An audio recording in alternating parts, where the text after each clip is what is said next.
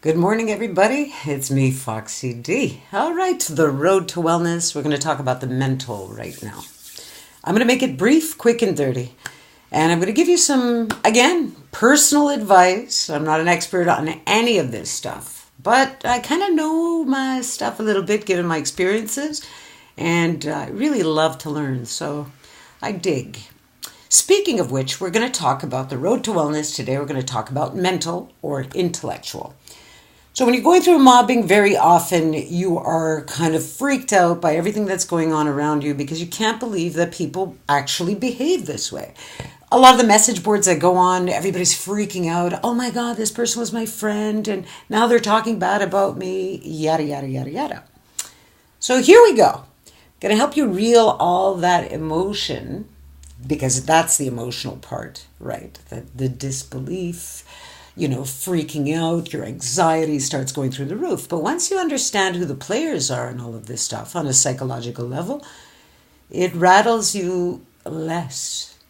Okay? And the reason I'm saying this, like I said, the first time I was mobbed, it was a nightmare for me. It took me a really long time to get over it. But this last time, I knew who the players were, so yeah, you could choose to play back or not. I don't recommend that you play back, all right? So just let it go, and here we go. All right, so mental. Know thyself and know the mobbers. So what does that mean? I'm going to make a couple of predictions, and I'm going to put a couple of links in at the end of this video. And let's see if my predictions pan out, shall we? Okay. I'm going to look back at my notes. So mental. Know yourself, know your landscape on an intellectual level. Take the Hexaco personality test. Takes maybe 15 minutes. It's both high in terms of something called reliability, and that means if you take the test a few times, 3, 4, 10, whatever, your results will be pretty much the same or very similar. And it's also high on validity, meaning it measures exactly what it's meant to measure. Here are my predictions. Mobbies, targets, victims, whatever, targets of mobbing. My predictions are as follows. I'm going to talk about one of the factors on the Hexaco test. Very simple. I don't care about the other factors. One factor only. People who are mobbed are high in terms of honesty and humility. In contrast, people who mob you are very low in terms of honesty, humility, and conversely very high on Machiavellianism, narcissism, and psychopathy.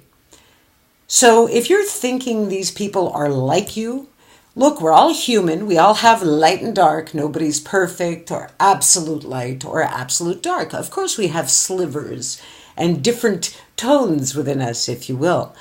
But mobbers are like 2-year-old spoiled brats. Okay, they're totally narcissistic. Some are complete psychopaths. They don't care if you, go home and do something harmful to yourself or someone else. They do not care. So don't try to reason with them as you would a normal person. So that's prediction 1. So please take that Hexaco test. See if I'm right. Maybe I'm wrong. I'm just throwing it out there. Like I said, I'm doing an independent research project on the side. I'd love to know what your results are. But that's one of my predictions. I'm sure the mobbers aren't going to do likewise for me. And if they're looking at these videos, they're not looking at them to learn anything. But that's another story. All right. So further predictions. The higher ups in your organization are either unethical or or not very bright. Bad management. All right. My assumption would be that HR, management, and if you have a union, everybody's in bed with everybody else. There's no point in going to the higher ups. Yes, it's important to document what's going on. Don't get lost in all of this stuff. My suggestion to you is the more you know the lay of the land and the more you understand that, don't be ashamed that you were mobbed. The reason you were mobbed is because you have light and you're ethical. These people are very empty. Narcissists tend to feed off of people's reactions, okay? Narcissists also, they don't groove. And by that I mean, if you go out and you like to dance and you like music and you like love, they're not these people. They don't like to do stuff like that.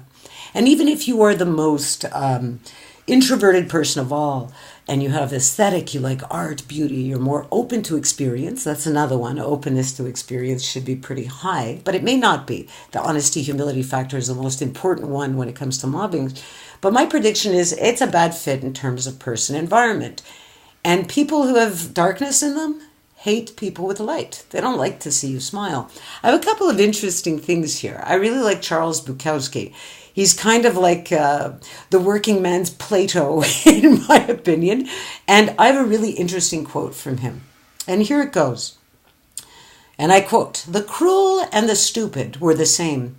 There was nothing you could do to them. There were only things they could and would do to you." Now, when he said that, supposedly he was referring to Hollywood. In our society, even though I believe, and I'm going to go back now in time, please correct me if I'm wrong. From the last time that I was actually involved in any kind of academic research, the numbers for psychopaths and narcissists were somewhere between 1% and 3% of the population. I beg to differ. I think that the narrative is wrong. I think that number is a whole lot higher. All right?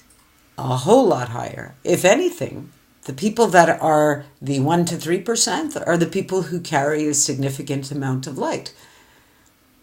So you have a lot of narcissists out there, especially in certain types of organization where it's not really a meritocracy.